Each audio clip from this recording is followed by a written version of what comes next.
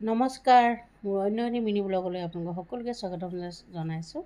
আৰু যোৱাকালি এখেতৰ বাৰ্থডে আছিলে, সেই উপলক্ষে আমি ৰাতি খাবলৈ ওলাই গৈছিলোঁ এখন হোটেলত। আৰু হোটেলখন গৈ খুবেই ভাল লাগিছিলে। আমি একদম ওপৰত ৰুফটপত বহিছিলোঁগৈ গৈ।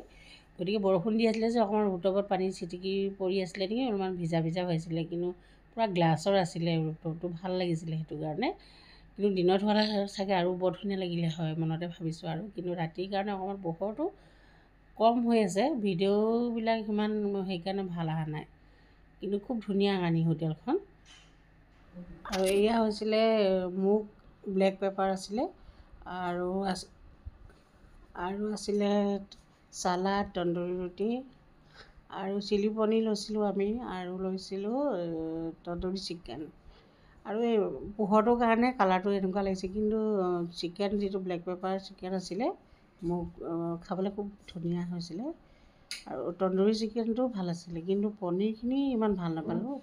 চিলি পনীৰখিনি মানে ঢিলা ঢিলা, কিবা খাবলৈ একদম ভাল নালাগিলে। আৰু ৰাতি যে গতিকে ইমান হেভি খোৱা নাই, আৰু অলপ অলপ লৈ খালোঁ।